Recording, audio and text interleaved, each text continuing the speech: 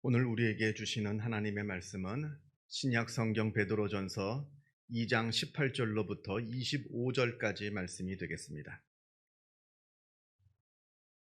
신약 성경 379면에 있습니다.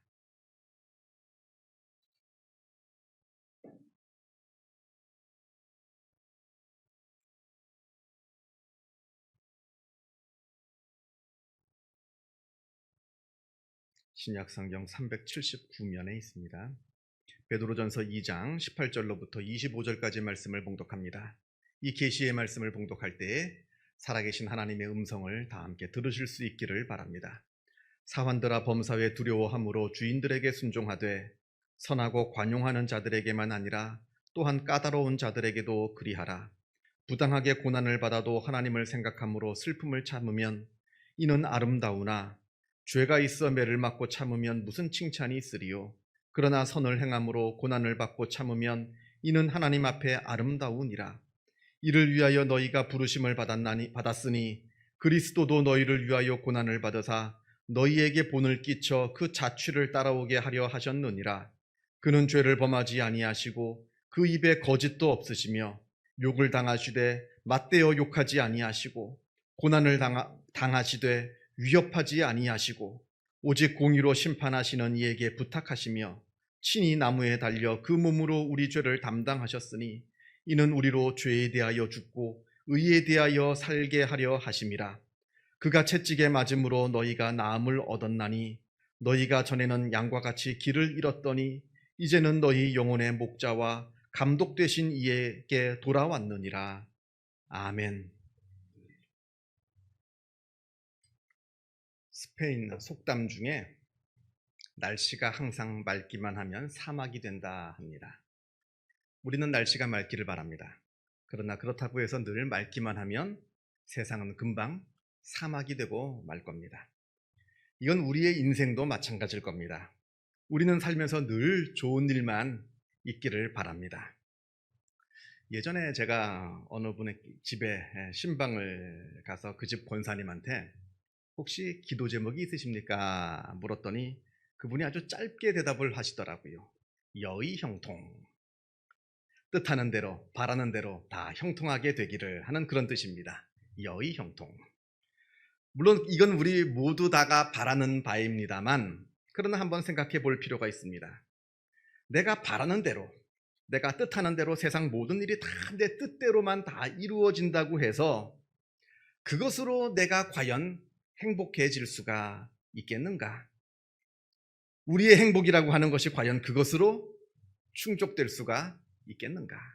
마치 맑기만 하면 세상은 금방 사막이 되듯이 내가 바라고 뜻하는 대로만 모든 일이 다 이루어진다고 한다면 그때 혹시 나의 영혼도 사막처럼 금방 메말라 버리고 마는 것은 아닌가?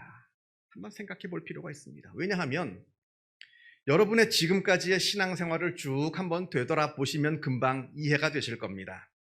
지금까지 여러분은 여러분의 뜻하는 대로 아무 문제 없이 모든 일이 다 잘 풀릴 때, 잘 이루어질 때 그때 하나님을 붙잡고 기도하셨습니까?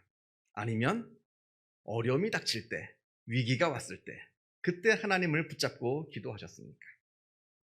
과연 여러분은 언제 하나님을 만나셨느냐 하는 말입니다. 스스로 한번 판단해 볼 필요가 있습니다.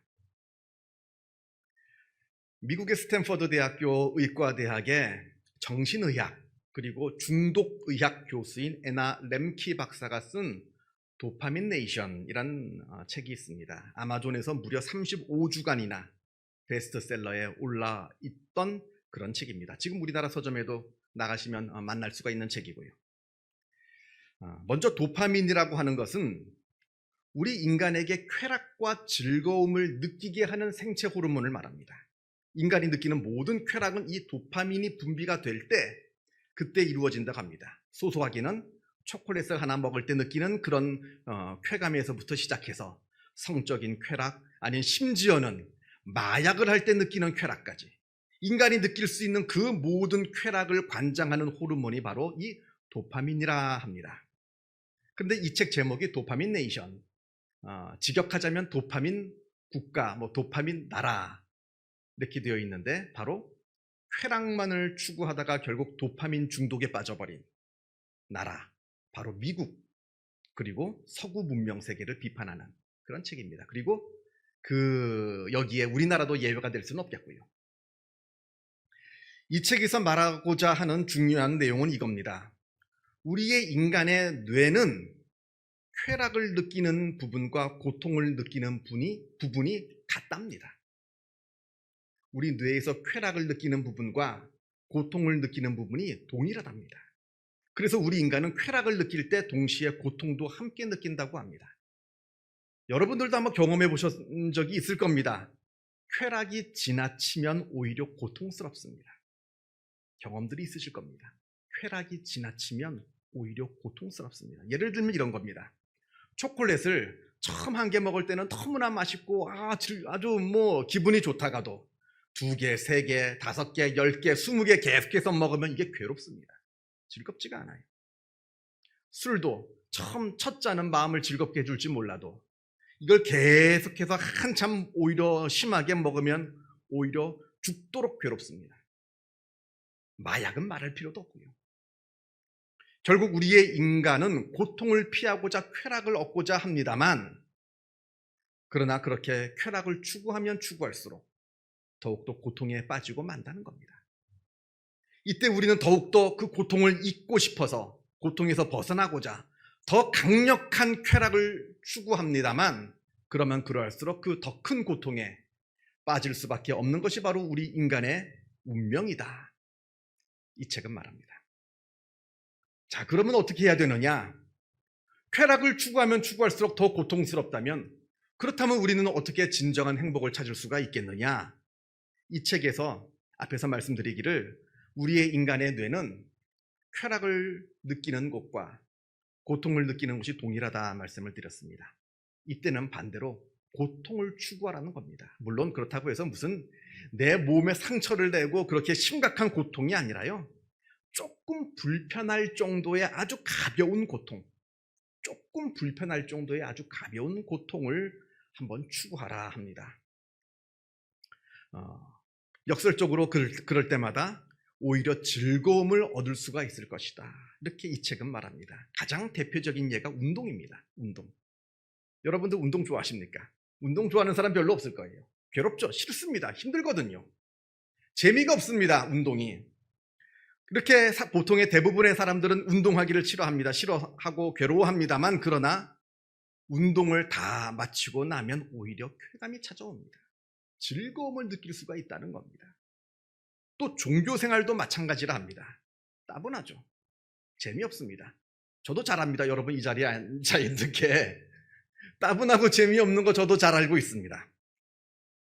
그러나 이 예배를 통해서 조용히 다가오는 기쁨과 즐거움을 느끼게 될 수 있는데, 우리가 이 책의 표현대로라면 단순하고 균형 잡힌 쾌락, 단순하고 이 균형 잡힌 이 기쁨이야말로 우리를 진짜 건강하게 해주는 참된 기쁨과 즐거움이라 이 책은 우리에게 가르쳐주고 있습니다. 고통과 고난이라고 하는 것 참 신비로운 것입니다. 성경에서도 그래서 성경의 여러 곳에서 이 고난에 대한 신비에 대해서 말씀을 하고 있고요. 또 오늘 우리가 읽은 이 베드로전서 2장 말씀에서도 동일하게 이 고난의 신비에 대해서 말씀하고 있습니다.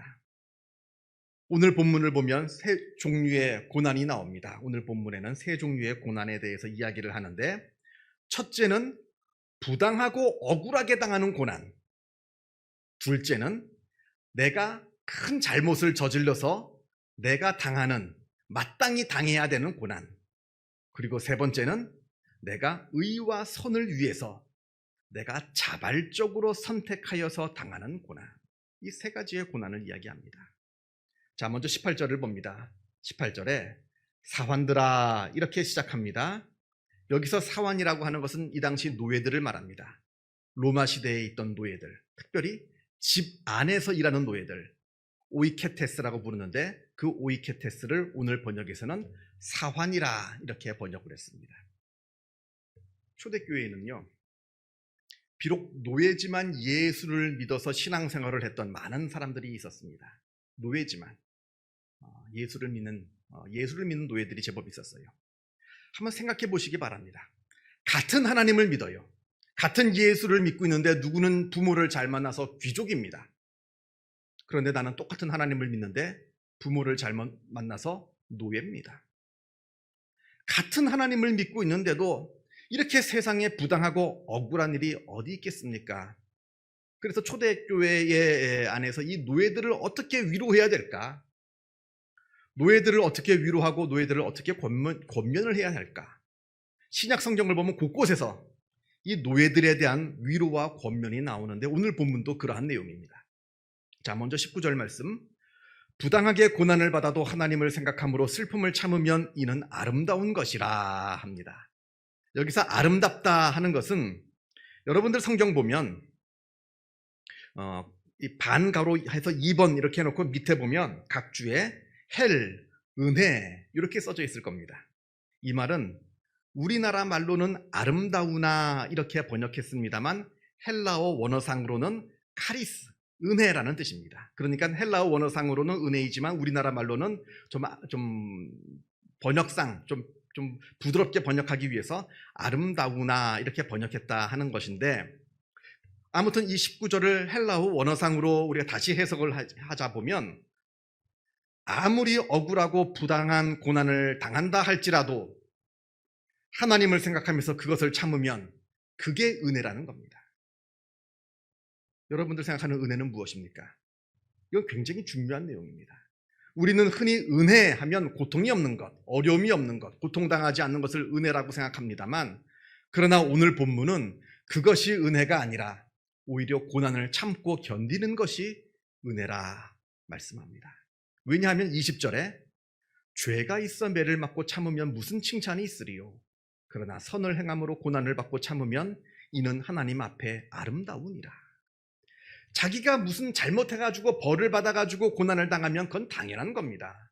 그거 참는다고 누가 알아봐 주지도 않아요. 다 잘됐다 그러지, 쌤통이라 그러지. 내가 잘못한 거 벌 받는데 그거 가지고 누가 동정해주고 누가 불쌍하다 칭찬해 주겠습니까? 그러나 나는 잘못한 게 하나도 없습니다. 오히려 내가 잘했습니다. 그런데도 오해를 받았습니다. 아니면 그 주인의 아주 이상한 변덕 때문에 내가 아무 이유 없이 억울하게 고난을 당했다고 한다면, 그리고 그때 내가 그 고난을 잘 견디고 참았다면 오히려 그것이 은혜이다. 고난을 당하지 않는 것보다 그 고난을 당하는 것이 오히려 은혜이다.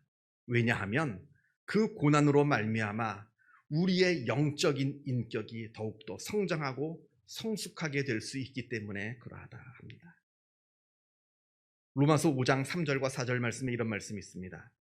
우리가 환난 중에도 즐거워하나니 이는 환난은 인내를, 인내는 연단을, 연단은 소망을 이루는 줄 알미로다. 환난은 인내를 만들어냅니다. 인내는 연단케 합니다. 그리고 연단은 소망을 이루는 줄을 우리가 알기 때문에 우리는 환난 중에도 기뻐한다 말씀합니다. 다시 오늘 본문 19절을 보겠습니다. 부당하게 고난을 받아도 하나님을 생각함으로 슬픔을 참으면, 어쩔 수 없이 억울해도 힘이 없기 때문에 어쩔 수 없이 억지로 참는 게 아닙니다. 하나님을 생각하기 때문에 참는 겁니다. 하나님께서 지금 나의 이 억울한 상황을 지켜보고 계시고 그러하기 때문에 나에게 충분한 보상을 해주실 것을 확신하고 있기 때문에 참고 견디는 겁니다. 부당하고 억울한 고난, 내가 잘못한 것이 아닌데도 애매하게 당하는 고난, 이때 하나님께서는 우리를 지켜보고 계신다는 겁니다. 하나님께서 지켜보고 계시니까 참으라, 인내하라. 하나님께서 분명히 너의 그 인내함을 칭찬하여 주실 것이고 너에게 충분한 보상을 베풀어 주실 것이라, 이렇게 말씀합니다. 여러분, 좋은 부모는요, 아이가 어려운 일이 닥쳤을 때 그때마다 즉각 개입하는 것이 좋은 부모가 아닙니다. 예를 들어서 우리 어린아이가 유치원을 다닌다 할 때, 아니면 우리 손자 손녀가 유치원을 다닌다고 할 때 유치원 다른 아이하고 싸웠어요. 근데 내가 그걸 지켜보고 있어요. 마침 내가 데리러 갔는데 싸우고 있어요. 근데 보니까 우리 아이는 잘못한 게 하나도 없이 그냥 억울하게 다툼이 생겼어요. 그때 그냥 그걸 보고 확 개입해가지고 너 왜 그래? 우리 애한테 왜 그래? 그건 아주 죄송합니다만 좀 수준이 낮은 부모고요. 지켜보는 겁니다. 그게 위험한 상황이 아니라면 지켜보고 그런 다음에 집에 와서 충분히 칭찬해주고 위로해주고 그때는 선생님한테 이렇게 얘기하라 저렇게 얘기하라 방법도 알려주고 이게 훨씬 더 성숙한 부모의 모습인 겁니다. 그래서 하나님께서 우리가 고난을 당할 때 즉각 개입하실 수 있지만 기다리십니다. 그래야 우리의 영적인 인격이 성장할 수가 있거든요. 이런 뜻입니다. 하나님께서 다 지켜보고 계시는 겁니다. 안 보고 계시는 거 아니에요. 그때마다 우리를 위로하시고 우리에게 충분한 보상을 베풀어 주시겠다는 겁니다. 우리가 잘 아는 일명 어거스틴이라 부르는 아우구스티누스의 신국론이라는 책 제1권 8장에 이러한 내용이 나옵니다. 선인도 악인도 똑같이 환난을 당하고 또 양편이 구분 없이 똑같은 일을 당한다고 해서 양편의 구분마저 없다는 말은 아니다. 당하는 순환이 비슷하다지만 그 순환을 당하는 사람의 차이는 여전히 남느니 동일한 환난 밑에서도 덕성과 악덕은 동일하지 않는 까닭이다. 똑같은 불에서 황금은 빛나지만 같은 불에서 나뭇가지는 연기를 낼 뿐이며 똑같은 연자맷돌 밑을 지나더라도 쭉정이는 으스러지지만 알곡은 말끔해지며 똑같은 압착기의 무게로 눌리지만 기름과 깻묵은 혼동되지 않는 것과 흡사하다. 무슨 말인지 다 이해하시는 줄 압니다. 똑같은 환난을 당하지만 의인들은 그 환난을 통해서 더욱더 정화되고 성장하고 성숙한 모습으로 나아갑니다. 악인은 그 똑같은 고난 속에서 저들의 죄악들이 드러나고 또 스스로 파멸될 뿐이다. 이렇게 말씀하는 것이고요. 그래서 의인은 고난 속에서도 하나님을 찬양합니다. 그러나 악인은 동일한 고난 속에서 하나님을 원망하고 저주합니다. 그러므로 무엇을 내가 겪느냐 이것이 중요한 것이 아니라 내가 어떠한 존재로 그 고난을 겪느냐, 내 존재가 어떠한 상태에서 그 고난을 겪고 있느냐, 이게 더 중요하다는 겁니다. 내가 의로운 자로 하나님의 자녀로 그 고난을 견디고 있느냐, 아니면 악한 자의 모습으로 그 고난을 당하고 있느냐. 그러면서 이 아우구스티누스가 아주 재미있는 표현을 하는데요. 똑같이 흔들더라도 오물은 지독한 악취를 풍기고 향유는 아름다운 향기를 풍긴다 합니다. 똑같은 환난을 당하고 똑같은 고난을 당하고 흔들려도 그때 풍기는 것이 선인과 악인이 다 다르다는 겁니다. 이것이 바로 고난의 신비입니다. 오늘 본문으로 다시 돌아옵니다. 오늘 베드로 사도가 고난에 대해서 말씀을 하면서 21절에 그리스도의 고난에 대해서 이야기를 합니다. 바로 고난의 세 번째의 모습이죠. 의와 선을 위하여 자발적으로 당하는 고난. 자기의 죄 때문에 어쩔 수 없이 당하는 고난이 아닙니다. 내가 죄를 져서 잘못해가지고 당하는 고난이 아닙니다. 또 자기의 의사와는 상관없이 남들에 의해서 억울하게 당하는 그런 고난도 아닙니다. 하나님의 의롭고 선하신 뜻을 위하여 내가 자발적으로 선택하여서 당하는 고난, 바로 그리스도의 고난을 이야기합니다.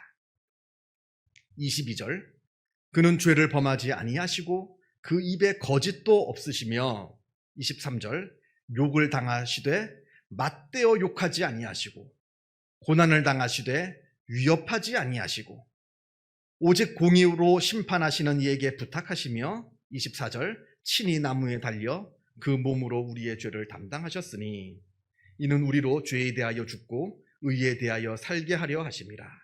그가 채찍에 맞음으로 너희는 나음을 얻었나니. 바로 우리를 구원하시고자 자발적으로 짊어지신 십자가의 고난을 말씀합니다. 그 고난으로 말미암아 너희가 구원을 얻었다 합니다. 이 말은 만약에 그 고난이 없었더라면 우리의 구원은 잊지 않았을 것이다 하는 뜻입니다. 독일 나치 시절에 아우슈비츠 수용소에 수감되었다가 기적적으로 생還된 빅터 프랭클 박사의 죽음의 수용소에서라는 책이 있습니다.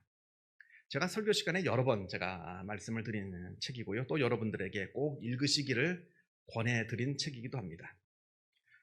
보니까 죽음의 수용소, 그러니까 좀 무섭잖아요, 책 제목이. 그래서 우리가 좀 무서운 영화 보기 싫어하는 분들 계시잖아요. 그래서 이 책도 좀 무서울까봐 막 잔인한 내용 나오고 막 고문당하고 막 잔인한 내용 나올까봐 못 보시는 분이 계시는데 그런 책은 아닙니다. 그런 책은 아니고요. 이게 우리나라 말로 번역되면서 제목을 죽음의 수용소에서 이렇게 무섭게 제목을 붙여서 그렇지, 이 영어 원제는 Man's Search for Meaning, 번역하자면 의미를 향한 인간의 추구, 아니면 뭐 의미를 추구하는 인간, 뭐 이렇게 번역할 수 있는 그런 책입니다. 그래서 인간의 의미, 고난의 의미가 무엇인가? 아주 철학적이고 심리학적이고 또 신학적이고, 이 안에 또 유머도 있고요. 7층에 가면 있습니다. 먼저 짚는 사람이 임자예요. 가져가셔서 한번 꼭 읽으시길 바랍니다. 다시 돌려주시고요. 아무튼 이 책에서 프랭클 박사는 신 릴케의 시를 인용하면서 이렇게 말합니다.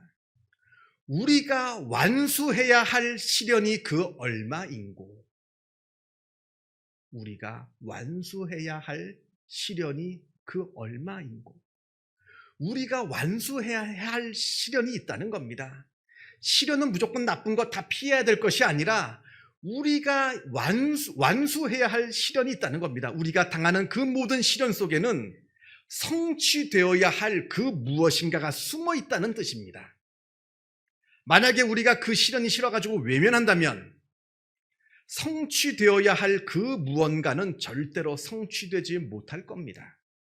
그러나 우리가 그 시련을 하나님을 바라보면서 견디어서 완수한다면 우리의 인내와 견딤을 통하여 하나님께서 이루시고자 하시는 그것, 그게 무엇인지는 우리가 아직은 알지 못하지만 어쨌든 하나님께서 이루시고자 하시는 그 무엇인가가 우리가 견디는 그 시련을 통해서 이루어지고 성취되어야 될 수 있다고 말씀하는 겁니다. 이것이 바로 하나님을 믿는 우리가 이 고통의 바다, 이 고해 속에서 고난을 견뎌야 하는 이유인 것이고요. 또 우리의 인내를 통해서 나타나는 하나님의 고난의 신비의 모습인 겁니다. 기도하겠습니다. 사랑과 은혜가 충만하신 하나님 아버지, 감사합니다. 우리가 참 이 소란하고 이 고통 많은 세상 가운데서 살아갑니다. 하나님은 어디 계시는가? 하나님은 무엇 하시는가? 우리가 때로는 하나님을 원망하기도 하고 또 탄식하기도 합니다만, 그러나 오늘 말씀을 통하여서 우리가 견뎌야 할 시련이 있음을 알게 하여 주옵소서. 그리고 이 시련을 견딤으로 말미암아 하나님의 놀라우신 뜻이 이루어진다는 것을 우리가 알게 하여 주옵소서. 예수 그리스도께서 우리를 구원하시고자 그 끔찍한 십자가의 고난을 견디신 것처럼 우리도 물론 그것이 무엇인지 확실하게 알지는 못하지만 하나님께서 하나님의 뜻을 이루시고자 우리에게 허락하신 그 작은 고난과 고통 견디게 하여 주시고, 그로 말미암아 하나님께서 이루시고자 하시는 뜻을 이루어 나아가는 주님의 귀한 백성들 다 되게 하여 주옵소서. 그러나 우리가 감당치 못할 시험을 우리에게 허락치 말아 주시고 우리가 감당할 수 있는 시험만을 허락하여 주시어서 우리가 당하는 시험 우리가 다 이겨내게 하여 주시고, 그로 말미암아 우리의 믿음의 성숙함과 성장이 있을 수 있도록 주님께서 역사하여 주옵소서. 감사드리오며 이 모든 말씀 우리 주 예수 그리스도 이름으로 기도하옵나이다. 아멘.